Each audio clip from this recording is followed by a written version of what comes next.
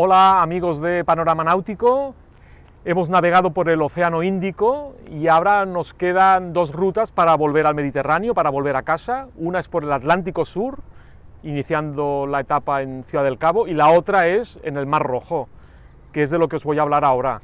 Iniciamos la etapa del Mar Rojo en Djibouti, rumbo norte.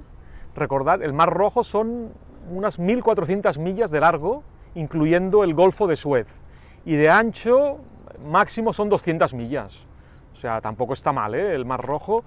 Lo importante de esta etapa es que llevamos ya el 90% de la circunnavegación, los barcos están un poquito fastidiados y es muy importante iniciar este tramo con el barco lo mejor posible, porque repito, la mayor parte del año el viento es fuerte, son vientos del primer cuadrante y la mejor época es de diciembre a mayo. Es cuando el viento norte-noreste no es tan fuerte y son 30 nudos, a veces menos, pero si no es mucho más fuerte. También en verano el calor es sofocante, hay más de 40 grados, hay tormentas de arena, entonces por eso es bueno evitar los meses estos centrales. Y las 3/4 partes es de morro, pantocazo, pantocazo. La suerte es que hay una especie de barrera de coral en Sudán, por ejemplo, y en las marsas, que son unas calas rodeadas de coral, uno se puede refugiar. O sea, hay mucha navegación costera y te puedes refugiar. El problema es que la cartografía no está muy desarrollada. Ocurre en otros países del mundo, en el sudeste asiático también ha pasado, incluso en el Caribe, yo recuerdo, en República Dominicana la cartografía no era muy buena. En Sudamérica hay zonas de Chile y Argentina que tampoco, pues aquí en el Mar Rojo también. Entonces, más vale hacer navegaciones diurnas y llegar a las marsas de día. Pero Sudán es un gran destino para navegar y para parar. Si os gusta el buceo también, porque la riqueza del Mar Rojo está debajo del agua, es el buceo con el coral espectacular. Yo, recordando otros viajes que he hecho a zonas coralinas, por ejemplo en Australia la barrera de coral cada vez está peor, en cambio aquí en el Mar Rojo está bastante bien conservada. Sudán y Egipto cuidan dentro de lo que pueden bastante bien esos parajes naturales. Y la riqueza está en el fondo del mar. Por Sudán es una buena parada. Yo recuerdo que Inglaterra, yo iba en un barco inglés, y Inglaterra, el Foreign Office, casi nos dijo que no parásemos, que Sudán era un país enemigo, que había guerra. Es cierto que en unas partes del sur había guerra, pero por Sudán está la mitad del país. Sudán es el país más grande de África, la extensión es muy grande. Y efectivamente, al llegar allí, hubo algún control militar, nos precintaron la BLU, la radio, había policía, pero el agente naviero nos trató de maravilla. Yo recuerdo, se llamaba Al-Barbary, iba con una chalupa descuartilada, pero el tío iba impecable, conchilaba, todo de blanco, impoluto, nos decía que sí a todo, no problem, no problem, nos invitó a comer a su casa, nos duchamos también en su casa, porque es un país pobre que no hay agua dulce. O sea, al final fue una etapa maravillosa a nivel cultural y de navegación también, porque en las marsas es fácil resguardarse y cuando ves que la meteo es desfavorable, fondeas, y cuando tienes una ventana de 24 horas puedes hacer rumbo norte para arriba sin tantos pantocazos. Repito, Suakin también es importante, en Sudán, muy bonito para el buceo, y sí, la seguridad 100% no existe, pero eso ocurre en muchas partes del mundo. Es una pena, me hubiese gustado cruzar y ir a Jeddah, que es Arabia Saudí, que es el puerto más importante de Arabia Saudí, pero como sabéis, Arabia Saudí a los extranjeros, a los turistas, pues no les hace mucho caso. Ahora se están abriendo más al turismo, pero en la época que yo pasé por allí no éramos bienvenidos. Si tú quieres parar allí, puedes, porque están obligados a darte socorro. Si dices que no tienes agua y combustible, te dicen: usted no se preocupe, se fondea aquí en Jeddah y el agente naviero te va al súper y te compra comida y te abastece de combustible y de agua, pagas la factura y te vas. O sea, no te dejan solamente salir 50 metros a la redonda. Y yo quise hacer la trampa porque me gustaba ir a un país musulmán como Arabia Saudí e intentar ir a la Meca, pero batalla perdida. Subiendo más hacia el norte, Egipto también es muy interesante, sobre todo la península del Sinaí. Allí es una zona protegida que se llama Ras Mohammed y, repito, es protegida porque nosotros paramos por mal tiempo en una zona y como no teníamos las cartas actualizadas, caímos en una zona que era reserva natural por el coral. Muy amablemente, por la noche vino una patrullera egipcia y y nos tuvimos que ir, con educación, pero nos tuvimos que ir. Repito, la cartografía no es fácil y a veces tienes estos problemas. Otra anécdota, repito, estamos en África, tercer mundo, en Sudán. Yo recuerdo que lo bien que nos trataron, nos llevaban al mercado.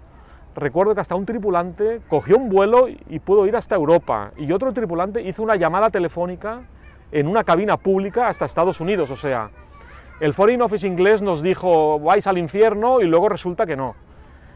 Yo tengo una anécdota que en el mercado estábamos viendo todas las mercancías y como éramos la atracción del lugar, la gente insistía, compra, compra, y yo hice ese gesto del dedo a los ojos, diciendo, no, estoy solo mirando, ¿no? Hice así, y de repente un chico se fue corriendo, y al cabo de 5 minutos se me presentó con un plato sopero, y dentro con 2 ojos enormes, como si yo lo que hubiera pedido eran los ojos de un avestruz o de un cocodrilo, ¿no? Imaginaros este choque cultural, pero qué bien nos trataron, sin ningún problema de seguridad, o sea, todo eran reverencias. Muy interesante. Egipto también, la península del Sinaí es interesante, allá está más desarrollado el turismo, pero el buceo es muy bueno.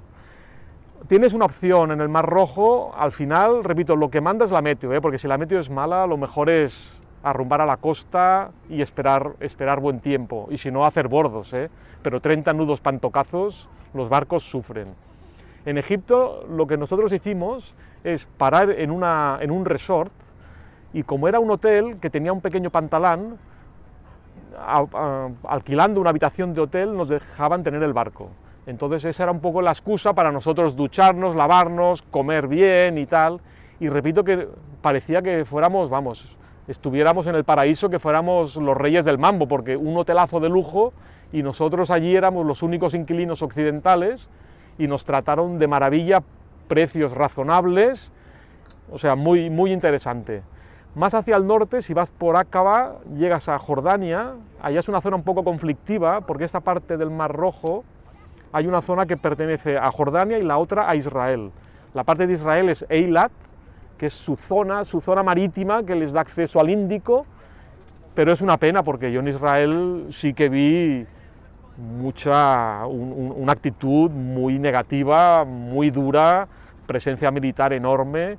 Antes de llegar, ya una patrullera se nos abarloó, justo antes de tomar tierra nos hicieron fondear, un buzo nos buceó, la obra viva, para ver si llevábamos bombas Lapa, etc. O sea, el tema de la seguridad, así como en Jordania, en Egipto y en Sudán eran bastante suaves, en Israel yo me sentí bastante incómodo. Yo al tener la piel morena y llevar barba, pues también a veces parecía que fuese yo musulmán o palestino, y aún me hacían la vida más imposible, ¿no? También es una pena porque Eilat y Aqaba están a 5 millas y hay una duplicidad de infraestructuras. En los dos lugares hay puerto y aeropuerto. O sea, con lo mal que están de dinero en esa zona, por motivos políticos, esta duplicidad hace que la gente de la calle pues no pueda vivir bien y la asignación de recursos no sea la adecuada. Este desvío a Aqaba no es obligatorio, nosotros lo hicimos, pero si no puedes seguir rumbo norte hasta el inicio del Canal de Suez. El Canal de Suez, como sabéis, también hay que llamar por antelación, y como en Panamá hace falta la ayuda de un agente naviero. Hoy en día ha mejorado mucho con internet. Hace muchos años no, te tenías que presentar y te ponías en la lista, Si eras el 28avo, pues tenías que esperar 2 semanas o 3 para el pase. Ahora con internet todo mejora y los trámites son mucho más fáciles. El Canal de Suez, si miráis los vídeos de Panorama Náutico, lo he explicado bastante extenso en 3 vídeos, y yo os invito a que lo hagáis porque es una obra muy interesante, no es una obra de ingeniería tan bonita como Panamá, es totalmente distinta, pero en esos vídeos hablo muy bien de la entrada, el acceso y la vuelta, y vale la pena. Es un buen lugar. La verdad es que el Mar Rojo, el atractivo del Canal de Suez, es muy, muy bonito, y sobre todo porque ya estamos en el Mare Nostrum, cerca de Grecia, Turquía, Creta, etc. Espero que os haya gustado. Hasta la próxima.